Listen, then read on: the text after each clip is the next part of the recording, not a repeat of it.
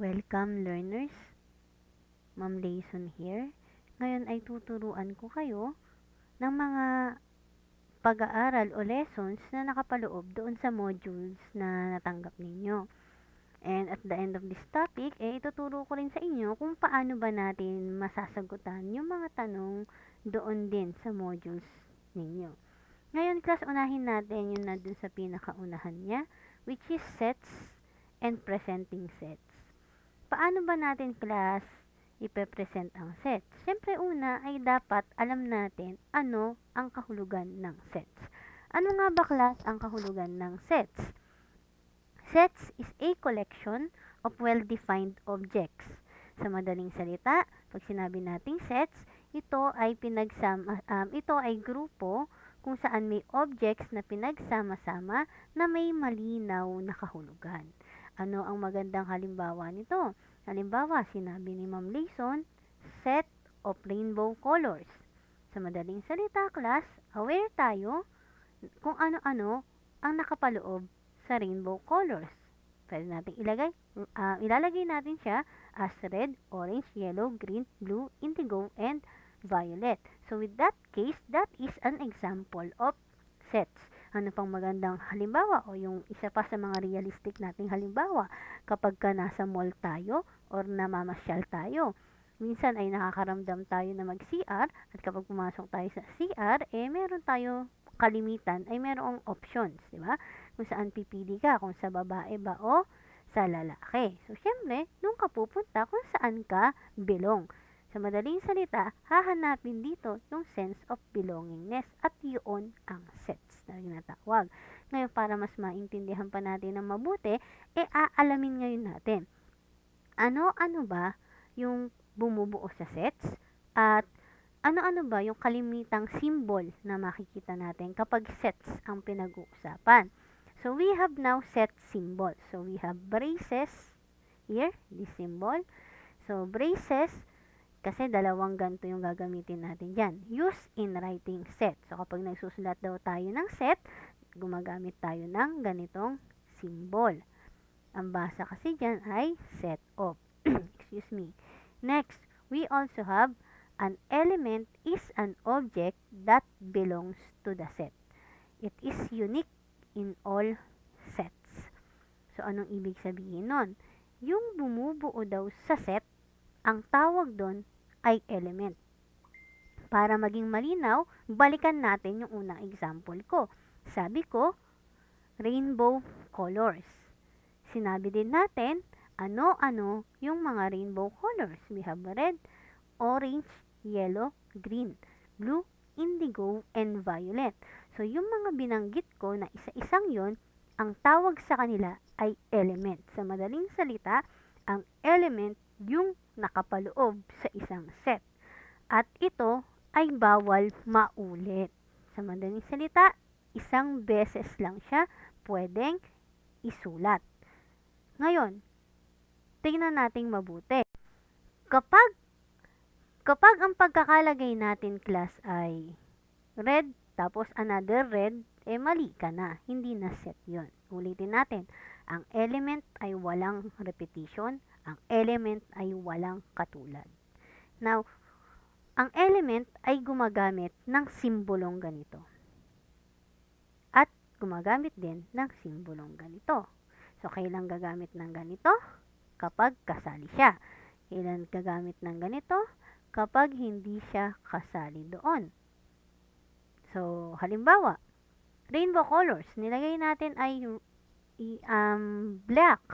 So, ang black ay hindi kasali sa rainbow colors. So, ito yung gagamitin mo. Not an element. Black is not an element of rainbow colors. At may tamang pagsulat dyan. Mamaya, pag-aaralan natin. Ngayon, generally speaking, in order for us to write a set, kailangan natin sundin yung isa sa mga general rules niya. So, ano daw po yun? Capital letters or uppercase letters are used to represent sets. Ibig sabihin, pag set ang pinapakita natin, gagamit tayo ng uppercase letter. Kapag ka-elements ang pinapakita natin, gagamit tayo ng lowercase letter. So, sa mga susunod na example, makikita natin yan. So, puntahan muna natin Since malinaw na sa atin class ang definition ng sets, malinaw na rin sa atin ang mga basic symbols na gagamitin natin kay sets, syempre ngayon aalamin na natin paano natin siya isusulat at paano natin siya ipapakita or ipepresent. Meron tayong tatlong pamamaraan. We have descriptive form, roster or tabular form, and we also have set builder form. Class, medyo i-set aside muna natin yung set builder. Kasi itong set builder, madali na lang yan. Madali na lang yan. Puntahan natin yung dalawa na medyo magkaiba. Kung titingnan natin. Unahin natin si descriptive form. Si descriptive form ay isang uri ng presenting of sets in a way you are describing the set. Paano yun? Halimbawa, dito sa unang example, set of days in a week. That is descriptive because you describe it. Ngayon, kailan siya magiging roster? Kapag inilista mo na yung mga nakapaloob doon sa set na yon. Sa madaling salita, kapag sinulat mo na siya using elements. Kapag in-involve mo na, ayan, sinulat mo na isa-isa. That is now a roster or tabular form. Ngayon, balikan natin. Ma'am, teka, ang sabi nyo kasi kanina, in writing a set, kailangan ay gumagamit ng brace. O, tingnan natin. Ayan o, sabi dyan. We are using brace or braces in writing set. Bakit dito, ma'am? Sa descriptive form, wala akong nakitang brace. Ibig sabihin po ba niya hindi siya set? Set po siya. Kasi babalikan natin yung unang sinabi ni ma'am. Ang silbi ng brace, ang ibig sabihin ng brace, pag binasa mo, set off. Since meron na ditong set off, hindi mo na pwedeng lagyan yan ng brace dyan sa magkabila. Dahil ang magiging basa dyan, set of days, redundancy na yun, class. Kaya, tama ang pagkakasulat dito. Ngayon, pwede mo naman yung lagyan ng brace. Buburahin nga lang natin itong set of dito. Parang ganito yung mawawala yung set of. And then, lalagyan natin yan ng brace. Ganun lang siya kasimple, class. Ngayon, punta tayo sa kabila. Sa kabila, ma'am, may letter A. Saan po nanggaling yung A? Sabi natin, sa general rule, ang set ay nire-represent ng ano daw? Ng malaking letter. So, dahil nire-represent siya ng malaking letter, pwede tayong gumamit ng kahit anong letter. Basta dapat ay malaki siya. Then, after that, since you used uppercase letter, gamit ka na ng brace. Bakit brace? Kasi you must use braces dahil wala ka ng set of na word. Therefore, pag binasa ko yan, set of A is Sunday, Monday, Tuesday, Wednesday, Thursday, Friday, Saturday. Tama pa rin yan. Ganun lang kasimple ang pagsulat nun. Puntahan ngayon natin yung ikalawa nating kondisyon. Sabi natin, ang pagsulat ng elements ay lowercase. Bakit, ma'am? Merong malaking letter dyan. Tingnan nyo yung Sunday, malaki yung S. Yung Monday, malaki yung M. Yung Tuesday, malaki yung T. Mali po ba yan, ma'am, o tama? Ang sagot, tama pa rin. Ma'am, sabi nyo kasi, dapat lowercase. Tama pa rin na lowercase. Pero, since Sunday, Monday, Tuesday, and Wednesday are examples of tinatawag nating proper noun, ibig sabihin, class, isusulat mo siya using uppercase letter, yung unahan lang. Yung unahan lang. Kakaintindihan tayo?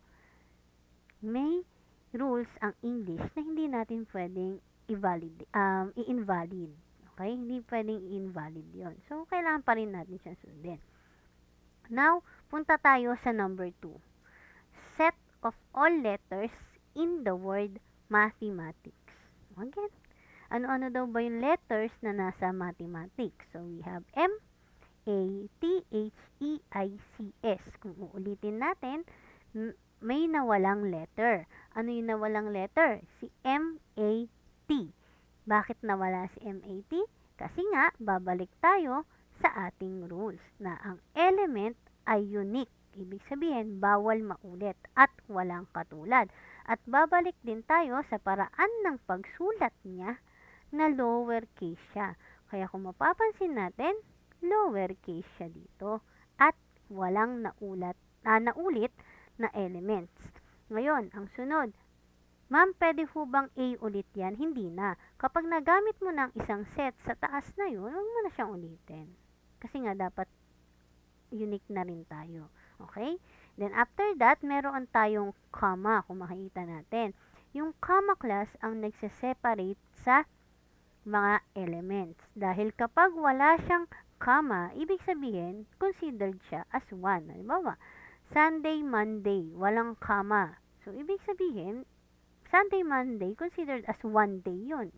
Which is mali, dahil ang Sunday ay ibang araw kay Monday. Kaya mahalaga ang paggamit ng comma. Ganun lamang siya kasimple. Ngayon, puntahan natin si number 3. Sabi kay number 3, set of odd numbers greater than 1 but less than 9. So, ano-ano ba yung mga odd numbers? We have 1, 3, 5, 7, 9, 11, and so on. Pero may condition. Sabi, greater than 1, which is si 3 yun. Pero less than kay 9, which is si 7 yun. And then, tsaka mo lang siya i-close. Ganun lang po kasimple. And punta tayo sa last example. We have set of prime numbers. Okay, malinaw Set of prime numbers. Ngayon, ano ba yung pag sinabi nating prime? Pag sinabi nating prime, those are numbers na walang ibang factors maliban sa 1 in itself. And we will start with 2 because 1, it's neither nor prime nor composite. Okay, ganun lang siya. Hindi po siya prime, hindi siya composite. Ngayon, puntahan natin si tabular form. Si tabular form class, sinulat lang siya as 2, 3, 5, 7, 11, then dot. May gusto lamang po akong ipapansin sa inyo. Etong tatlong tuldok dito, may tawag yan. Ang tawag dyan, ellipsis. Ibig sabihin yan, magtutuloy-tuloy si counting. It approaches infinitely and it shows continuity of counting by just simply observing what is the pattern there. Ganun lang kasimple. Kasi hindi tayo matatapos kung susulat natin lahat ng prime numbers. Dahil wala naman siyang nilagay na condition. Ang sabi lang, prime numbers. Next, set builder form. Sabi ko kanina, ihuli natin. Bakit natin ihuhuli? Kasi po, ang set builder form, basahin muna natin yung meaning niya. All the elements must possess a single, from the word itself, single, property to become the member of the set. Ibig sabihin, gagawin mo lang singular yung form niya. So, paano? Set A is X. Nakita natin yung parang guhit dyan, di ba? Ang tawag dyan ay, ang basa dyan, rather, ay such that. So, X, such that X is a day in a week or in a week. So, here class, mapapansin natin, gumamit ng variable na X just to single out para lang mapakita yung pagiging singular approach. So, ganun lang din gagawin natin. Tingnan natin pangalawa. X such that X, kinopya lang to, is a letter, ginawa lang singular. Ganun din dito. X such that X is an odd number, dito numbers, greater than 1 but less than 9. So, nakita natin yung kaiba ni descriptive tsaka ni set builder.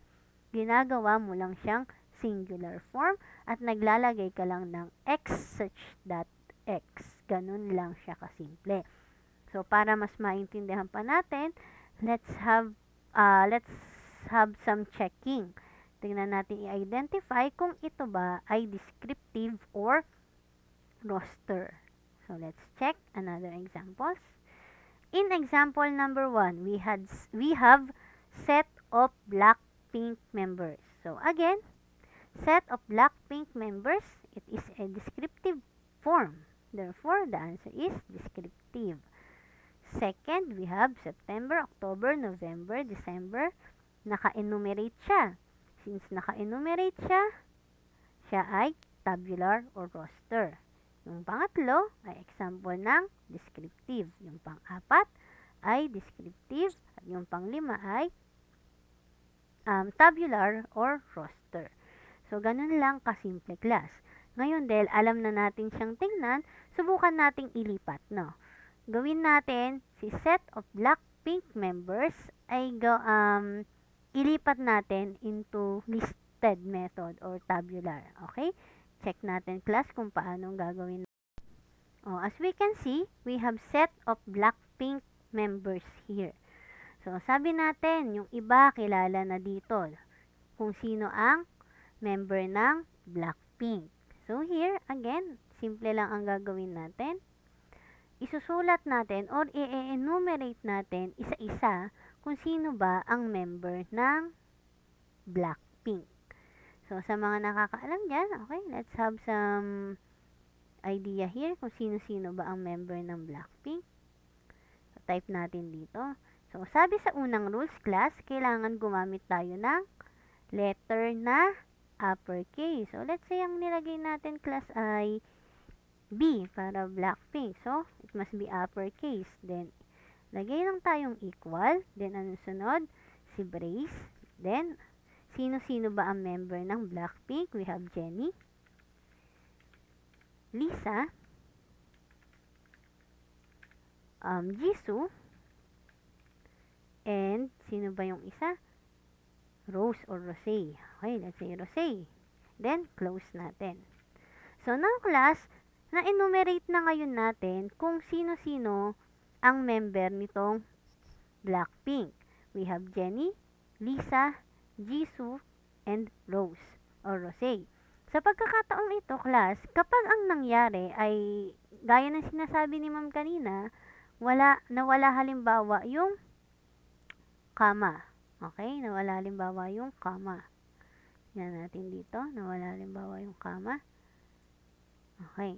Pag nawala yung comma dito, o yung comma, ayan, naging Jennie Lisa. Kapag ganyan, class, ang lalabas dyan, ang members lang ng Blackpink ay 3. Magkasama yung pangalang Jennie Lisa.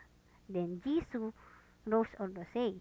Kaya, mahalaga ang paggamit nitong comma para makita natin ngayon na 4 sila. Okay? 4 sila na member ng Blackpink. Ganun lang kasimple. Ngayon, kung gusto naman natin siyang gamitin as gawa tayo ng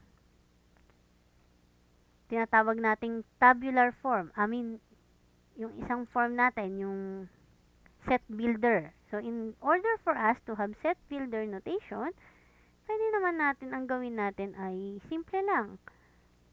Ita-type natin dito yung condition by simply copying it. Okay? So, copyhin ngayon natin.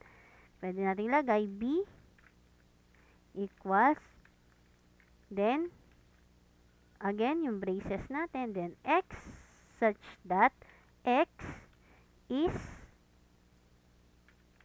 a Blackpink member.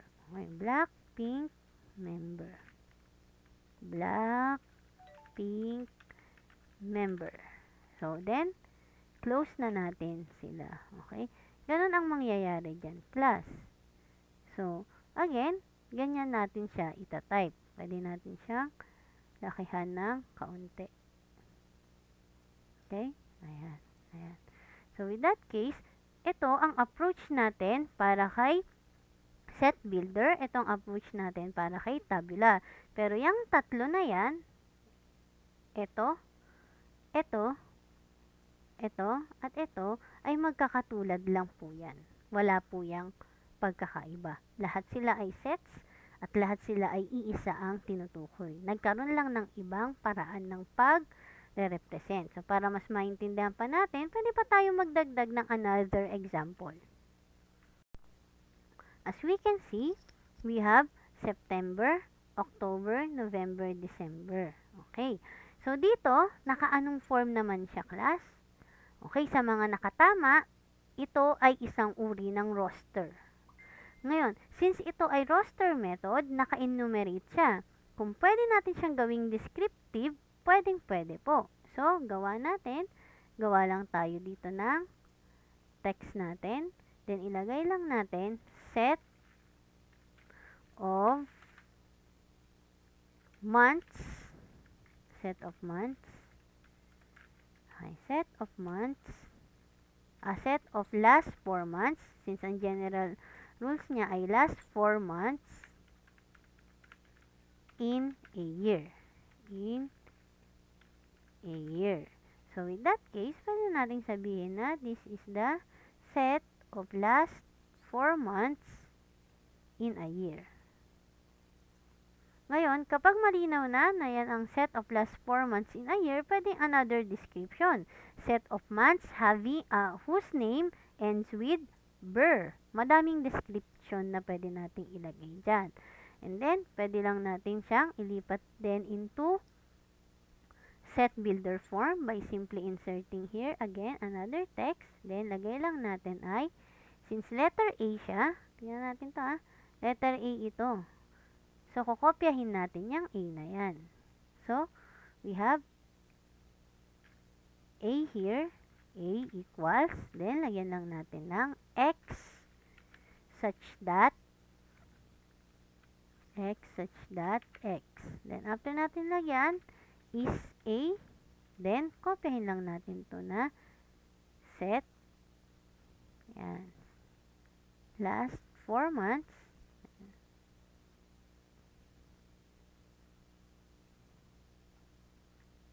Okay, so pag nagawa natin yan, then burahin lang natin yung nakikita nating approach na plural, di ba? Then with that case, ayan, hindi na nating palakihin, okay? Now we have X such that X is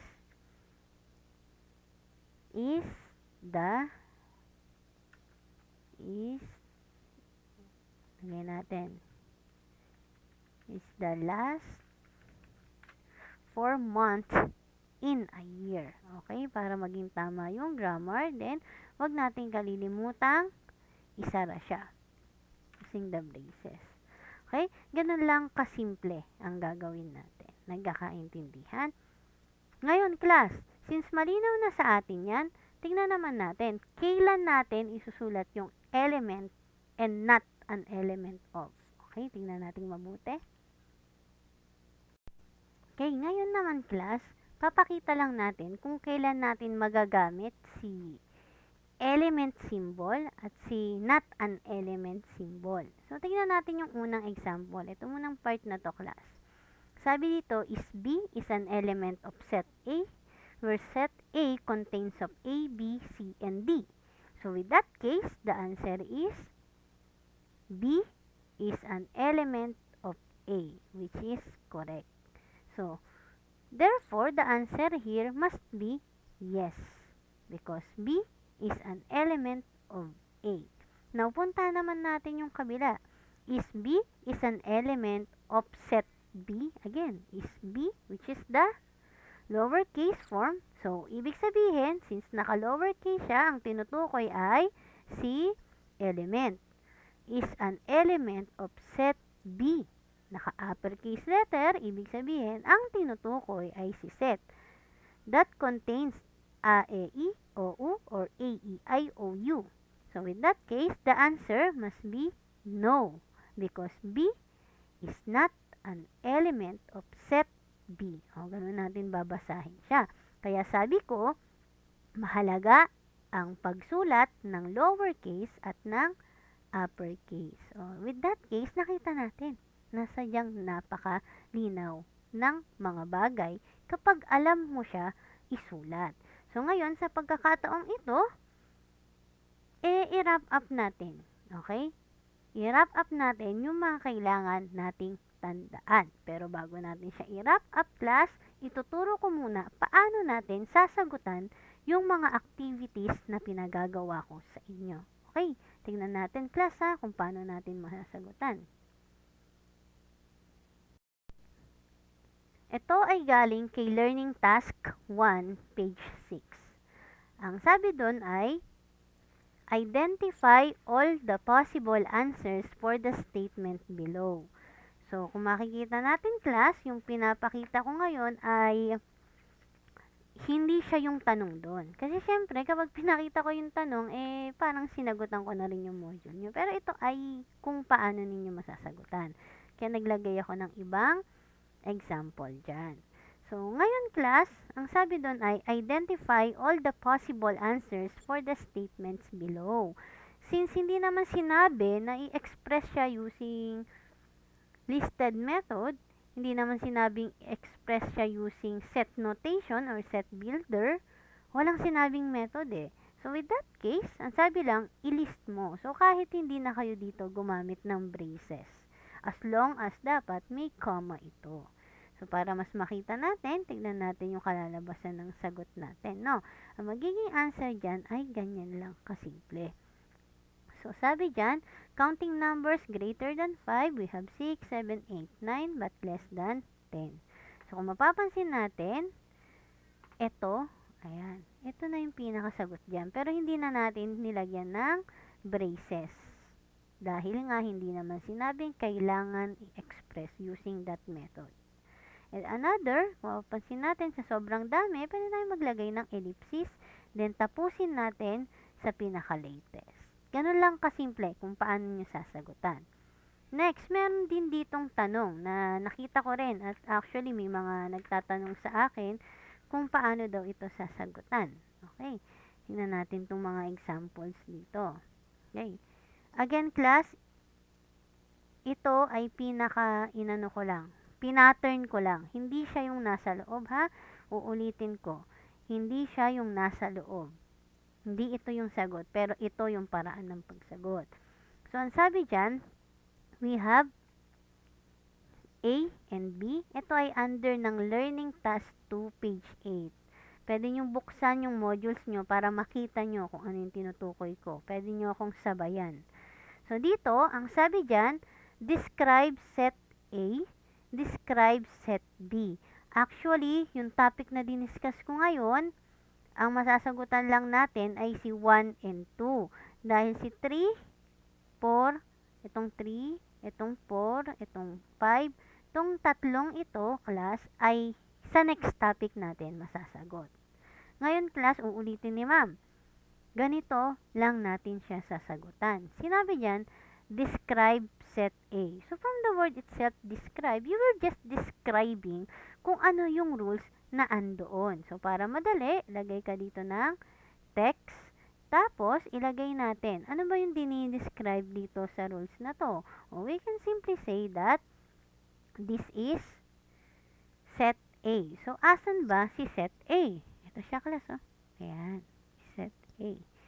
So, kapag dinescribe yan ni ma'am, lalagay lang dyan ni ma'am. Pwede niyang lagay na set of numbers or set of multiples of 10. Pero hindi natatapos doon.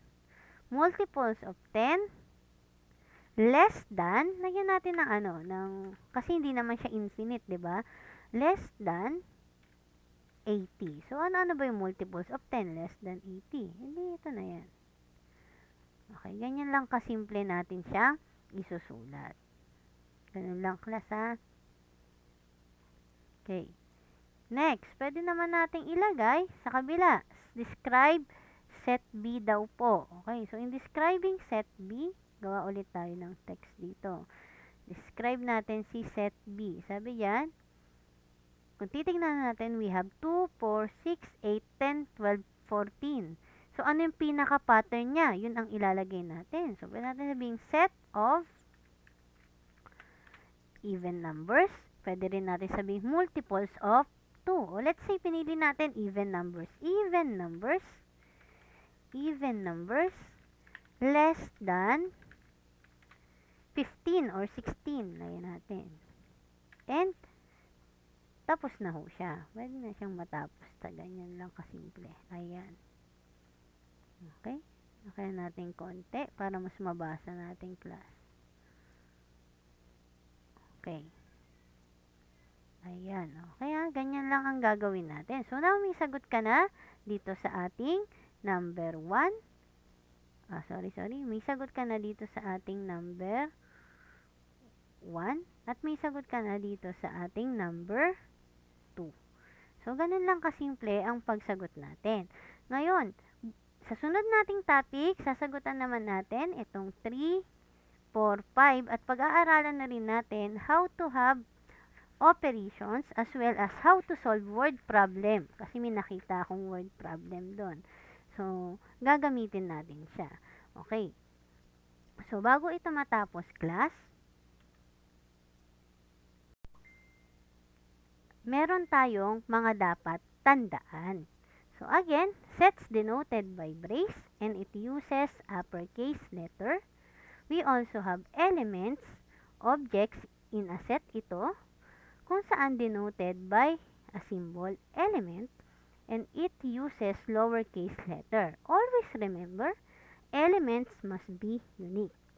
And additional symbol, we have here ellipsis, used to show continuity, comma, used to separate elements. And may idadagdag lang akong mga ilang information class. Kasi actually ito ay wala na sa topic, pero ito ay lagi nyo kasing ma-encounter at mapapamiliarize kayo at maririnig nyo siya sa mga susunod pang topic. So actually, ito yung mga tinatawag nating types of sets. Ang types of sets kasi class nahati yan sa dalawang grupo. Itong isa, ito yung according to cardinality. Sa malalim pa nating pag-aaralan pa natin kung ano yung cardinality. And we also have according to set relations. Kaya lang dahil yung nasa module nyo ay wala naman yung iba, kaya hindi ko na siya isiningit.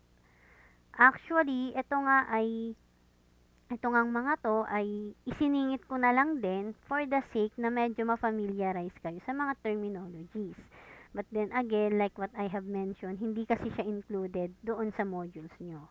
Pero isiningit ko siya dahil baka ma-encounter nyo siya sa mga susunod pa. Okay, null set we have has no elements denoted by a symbol. Ayan yung symbol niya, /O. And then unit set kapag isa lang ang element. Finite set kapag kaya nating bilangin, infinite set kapag hindi natin siya mabibilang.